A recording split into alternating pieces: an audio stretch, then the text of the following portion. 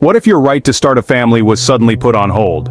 Imagine the shock, the distress of countless couples across Alabama when the state Supreme Court made a ruling that granted legal protection to frozen embryos. This decision, unprecedented in its scope, sent shockwaves through the medical community and beyond. The implications of this ruling were immediate and far-reaching. In vitro fertilization, IVF clinics, the lifeline for so many hopeful parents-to-be, were forced into a sudden temporary shutdown.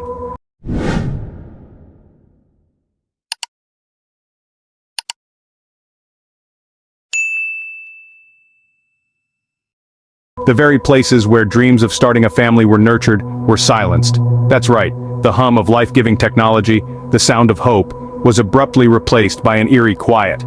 This ruling wasn't just a local issue, it captured national attention, stirring up a storm of debates and discussions. After all, this was about more than just frozen embryos. This was about the rights of individuals and couples to become parents, about the doctors and clinics that helped them realize those dreams. It was about finding the delicate balance between protecting potential life and respecting the rights and choices of those living. But the question remained, what did this ruling mean for the future of IVF? What did it mean for those who had pinned their hopes of parenthood on this procedure? With clinics closed, their dreams were put on an indefinite pause. The uncertainty was palpable, the anxiety overwhelming. And so the stage was set. On one side, a controversial ruling that seemed to prioritize the rights of frozen embryos over the dreams of potential parents. On the other, a multitude of hopeful, aspiring parents and the medical community supporting them. This controversial ruling set the stage for a legislative showdown, with the future of many aspiring parents hanging in the balance. In response to the crisis, Alabama lawmakers swung into action. They took a bold step to address the predicament that had brought the state's in vitro fertilization services to a standstill. A bipartisan bill was passed, a rare sight in today's politically polarized climate. This bill, my friends, was not just any piece of legislation. It was a lifeline thrown to IVF providers and patients alike, offering them civil and criminal immunity.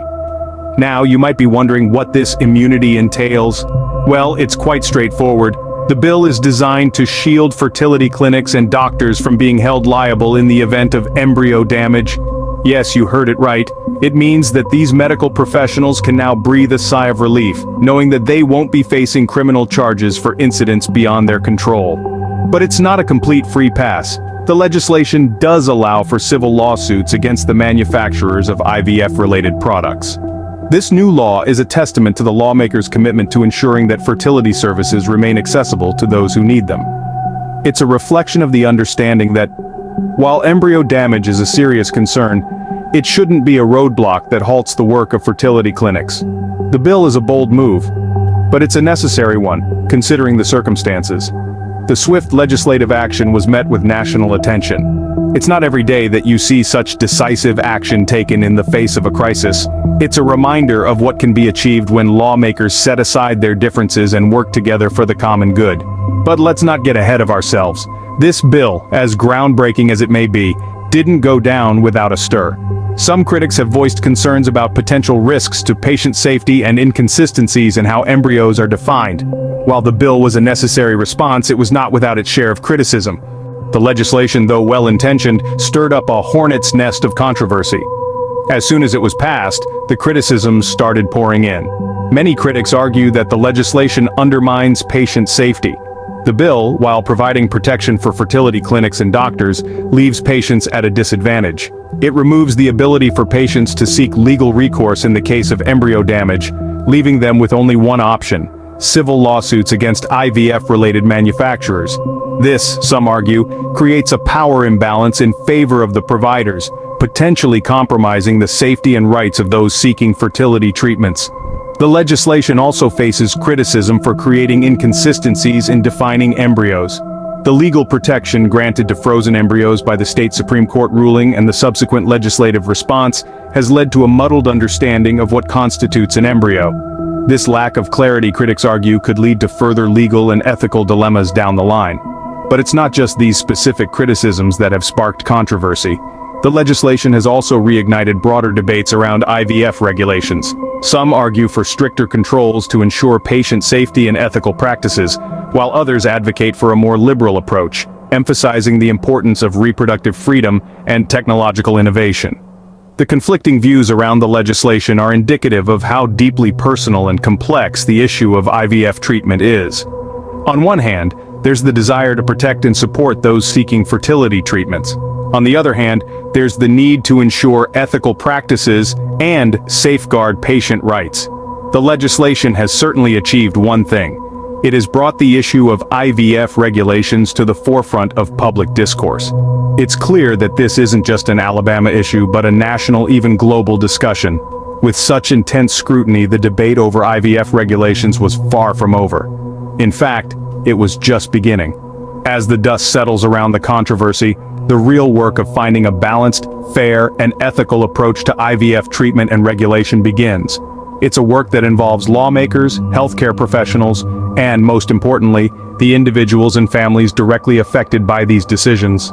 The impact of Alabama's ruling and subsequent legislation reached far beyond the state's borders. The controversy kicked up a storm, stirring up discussions on in vitro fertilization regulations not just within the confines of Alabama, but in other states and at the federal level. The spotlight was now turned, unflinchingly, on the legal protection offered to frozen embryos, the liability of fertility clinics, and the safety of patients. This was not just about one state anymore, but it had become a national dialogue. And it wasn't just talk, the debate had real-world implications. The potential for similar legislation in other states became a tangible possibility. As lawmakers across the country watched Alabama's swift legislative action, they began to consider their own stand on the matter. Could they too provide civil and criminal immunity to IVF providers and patients? Or would they take a different path? The national attention also drew in a variety of stakeholders. Medical professionals, legal experts, ethicists, and of course the patients themselves, all had their say. The discussions were heated, passionate, and often deeply personal. They brought to light the complexities and nuances of the issue, revealing the many layers that had to be considered. What became clear was that while Alabama's legislation may have been a solution for their state, it was not necessarily a one-size-fits-all answer for the rest of the nation. The debate underscored the need for a balanced approach that protected both the clinics and the patients, without compromising on the safety or the rights of either. As the discussions continue, there's a sense of anticipation, a feeling of being on the brink of change. Will we see a wave of similar legislation sweeping across the country? Or will the states chart their own courses, creating a patchwork of laws that reflect their unique perspectives and circumstances?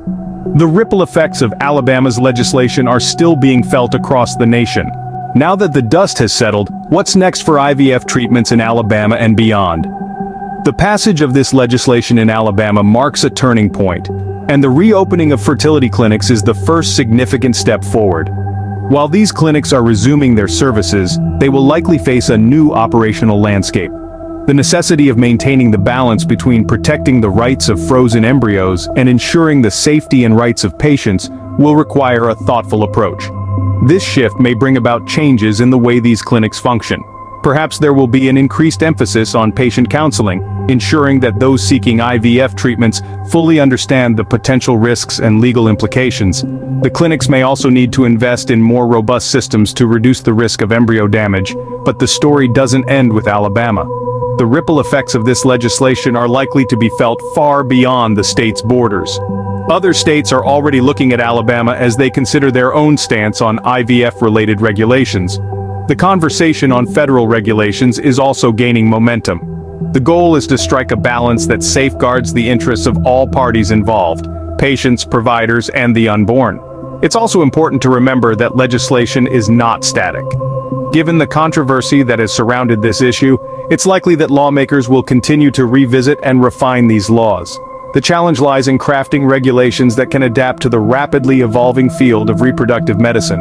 In the midst of all this, the role of the healthcare community cannot be overstated. Doctors, nurses, and other healthcare professionals are on the front lines of this issue.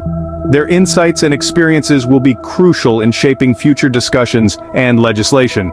As we continue to navigate the complexities of IVF treatments, one thing is clear: the conversation is far from over. It's a conversation that will continue to evolve, just like the field of reproductive medicine itself.